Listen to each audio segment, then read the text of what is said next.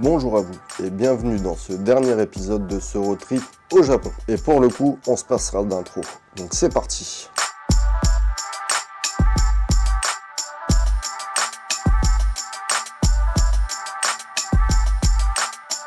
Déjà, la première chose que je dois faire est de m'excuser. Nasai. Oui, certaines vidéos sont trop longues. Oui, certaines vidéos sont de mauvaise qualité. Mais il faut bien comprendre que ces vidéos n'auraient jamais dû exister. L'idée de base, avec l'iPhone, était de faire des vlogs, mais directs, pas en rapporté comme j'ai fait là. Sauf que sans l'iPhone, j'ai plus misé sur la quantité, filmant un max de choses et voir ce que je pourrais en faire derrière. Alors j'ai tant bien que mal essayé d'améliorer ou de couper au max pour que ça reste agréable à regarder, mais parfois ça tangue, ou ça fait une très longue vidéo. Et aussi, au début, j'avais un problème. Je voulais tout montrer. Mais quand tes vidéos elles commencent à faire 3 heures, t'es bien obligé de faire des choix. Ce qui a donné les vidéos en spécial, avec les passages en train par exemple. Alors certes, elles sont pas parfaites, mais globalement, je reste content du résultat. Surtout quand je repense qu'après 3 jours de voyage, elles n'auraient pu ne jamais exister. Et c'est d'ailleurs mon deuxième point. Le fait que je dise qu'il y ait plusieurs Japons.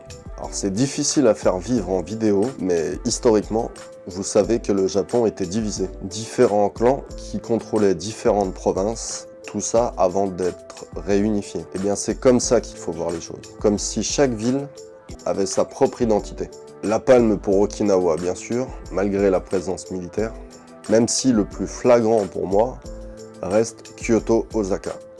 Si proches mais si différentes. Et d'ailleurs, ça nous mène au troisième point, qui va en regrouper plusieurs. Vous allez comprendre. Alors je le nommerai fausse réalité et je regrouperai les vidéastes, alors YouTube, Twitch, peu importe la plateforme, qui pourraient amener à des infos biaisées. Alors tout ce qui est les films, les animés, jeux vidéo, qui eux peuvent reproduire des lieux mitigés, semi-existants on va dire. Et en vrai, tout ce qui pourrait amener le fait qu'on va s'imaginer certains aspects ou certains endroits qui n'existent juste pas quoi. Alors mon exemple est un peu biaisé par rapport à moi parce qu'il a plus de 30 ans, mais je suis par exemple un grand fan de City Hunter et en me baladant dans Shinjuku ou dans la gare, j'ai jamais retrouvé l'ambiance que je pouvais avoir quand je regardais l'anime. Ok, la gare a changé, ça s'appelait plus My City mais Illuminé. Comme je vous dis, ça a plus de 30 ans, donc ça, à la rigueur, ça pourrait être normal. Mais il y a plein de choses que je m'attendais à trouver là-bas et qui n'existaient juste pas, quoi, en fait. Alors, fin de la parenthèse sur l'exemple, mais tout ça pourrait amener, en fait, juste de la déception, quoi, en fait. Ajoutez à ça les aspects où, même si le métro est bondé, personne ne s'assoira à la place libre à côté de la vôtre, ou même si vous êtes espacé de 3 mètres, les gens s'écartent en vous voyant rentrer dans l'ascenseur. Alors pour moi, et pour être clair, j'ai jamais assimilé ça à du racisme. Mais en plus à une bonne grosse barrière de la langue qui est perturbante. Et question perturbation, 2 points spécifiques. D'abord, le plus triste, les sans-abri. Alors le Japon n'étant pas parfait, je savais qu'il y en avait, mais pas autant et pas aussi libre. Je veux dire que dans la plupart des parcs, j'en ai vu au moins un. Pas dans les coins les plus touristiques bien sûr, mais un conseil, ne regardez pas dans la ruelle juste derrière, car vous risqueriez d'en trouver. Alors le deuxième point, à contrario, est nettement plus marrant, puisqu'il s'agit des magasins avec des noms français. Oui, vous savez de quoi je parle. Alors la plupart du temps, c'est marrant parce que dans 95% des cas, il y a une faute. Et aussi pas vraiment de lien avec la boutique en elle-même, comme une boulangerie Vie de France, ou mon préféré, une bijouterie de Sapporo, bijoux de famille. Avec bien la description sur la vitre, bijoux en anglais. Bijou is jewelry, famille is family.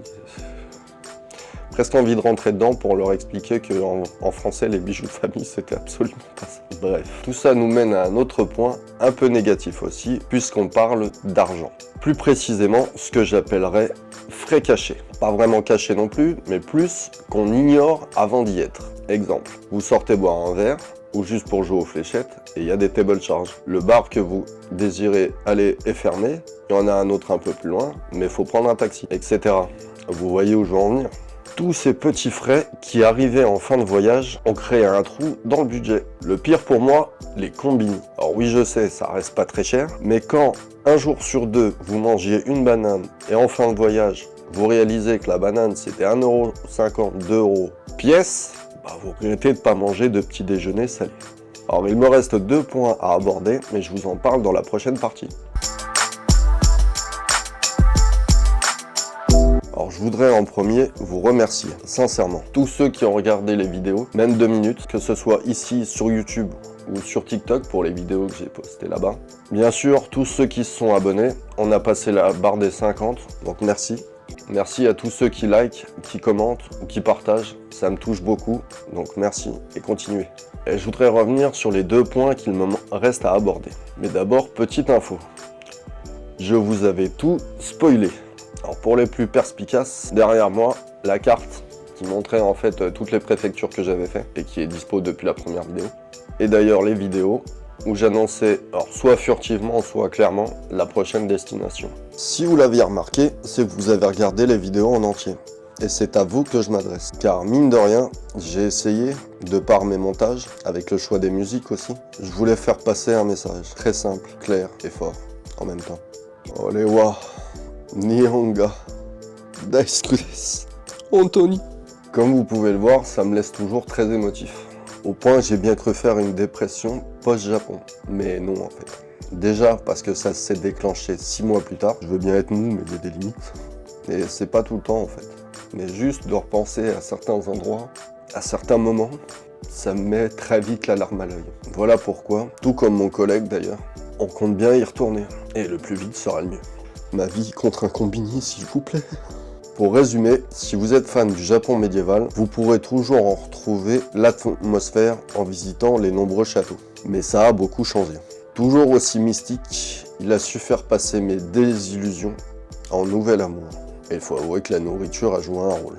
Définitivement, le pays des libellules est super, que ça soit à la campagne ou en ville, même si certains aspects ont évolué, on va dire. Principalement, on parlera de Tokyo.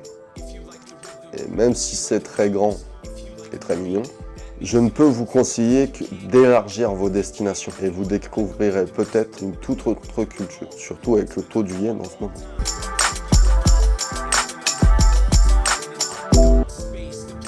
Tout ça nous mène à la fin de cette vidéo, de ce road trip et de cet arc Japon. Vidéo que j'ai quand même appelé épisode final et non épisode 24 car pour moi il symbolise cette partie-là. Et si je dois retourner faire un voyage et donc des vidéos, je créerai un tout nouvel arc. D'ailleurs, arc que je vais renommer Arc Japon 2024. Pour pas faire de confusion. Merci encore à tous ceux qui me soutiennent quotidiennement, qui regardent les vidéos, qui like, qui commentent, qui partagent, que ce soit ici sur YouTube, sur Insta, sur TikTok, ou même sur Facebook. À tous ceux qui regardent les vidéos longues ou juste les shorts, merci à vous. Merci aussi de m'avoir suivi pendant toute cette année 2025. J'en profite pour vous donner rendez-vous dans 2 semaines pour la vidéo bilan 2025. Encore une vidéo blabla, mais en pleine nature cette fois. Pour la énième fois, prenez soin de vous. C'était Remix. Jana, ciao.